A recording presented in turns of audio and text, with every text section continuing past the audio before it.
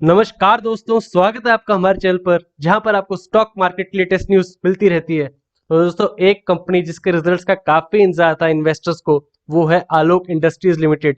तो आज 15 सितंबर है, आज रिजल्ट आना था और आज लेट इवनिंग में रिजल्ट दे दिया गया है। तो चलिए एनालाइज करते हैं, क्योंकि हमने लास्ट वीडियो में डिस्कस किया था कि half of the time last quarter में बिजनेस बंद था लॉकडाउन की वजह से, तो वहां पर रेवेन्यू पर इम्पैक्ट पड़ेगा और वही हमें दिखाई दे रहा है। तो यहाँ पर चलिए मैं आपको डायरेक्ट रिजल्ट पर ले आता हूँ। तो सारी अमाउंट करोड़ में दे रखी है दोस्तों। आप देखिए स्टैंड अलोन रिजल्ट है, तो पहले 3 कॉलम में क्वार्टर ऑन क्वार्टर कंपैरिजन और लास्ट में ईयर एंडेड। तो यहाँ पर अब रेवेन्यू फ्रॉम ऑपरेशंस देखेंगे और अदर इनकम जोड़ेंगे तो टोटल इनकम कंपनी की हो जाती है 349 करोड़, जो 729 करोड़ थी लास्ट क्वार्टर में। तो हमें साफ देखने को मिल रहा है कि जब हाफ ऑफ द टाइम बंद था कंपनी का ऑपरेशन, इसलिए हमें वैल्यू भी हाफ होती दिखाई दे रही है इनकम में। और वहीं पर 882 करोड़ था लास्ट ईयर पर, वो चलिए वो एक्विजिशन से पहले की खबर है, तो हम लास्ट क्वार्टर से कंपेयर करेंगे। और वहीं एक्सपेंसेस की बात की जाए तो आप देखिए कंपनी का टोटल एक्सपेंस डायरेक्ट हम देखें तो 924 करोड़ हुआ है, जो 1149 करोड़ हुआ था लास्ट टाइम।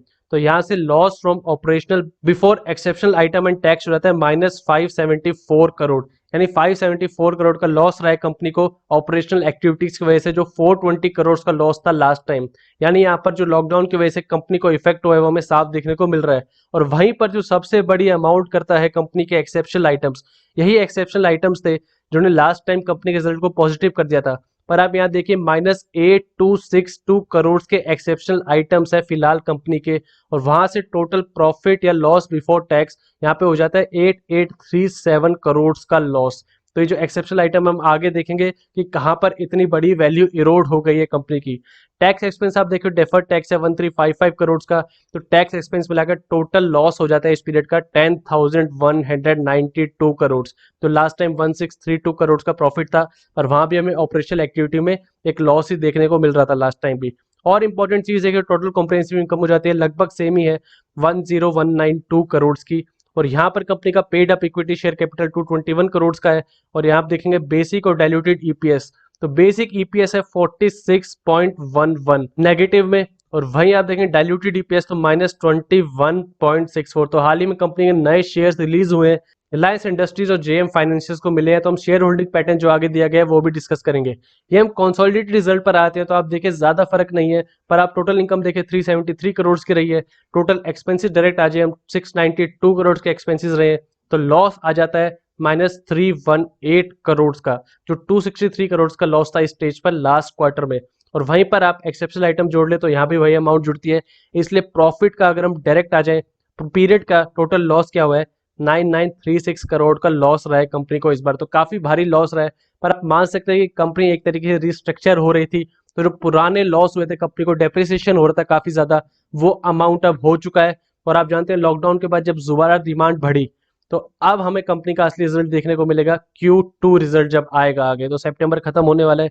यहीं पर अगर हम ईपीएस की बात करें तो आप देखिए -44.95 का बेसिक ईपीएस रहा है और डाइल्यूटेड ईपीएस रहा है -21.09 का, जो 2.03 पॉजिटिव था लास्ट टाइम। तो रिजल्ट तो आप देख सकते हैं नेगेटिव आए कंपनी के एक्सेप्शनल आइटम हटा दे फिर भी ऑपरेशनल लॉस हो रहा है कंपनी को। तो यहाँ पर अब कंपनी को अपने कॉस्ट ऑप्टिमाइजेशन मेथड्स आगे लाने पड़ेंगे। तो अब एक्सेप्शनल आइटम देख लेते हैं क्या बताए जा रहे हैं।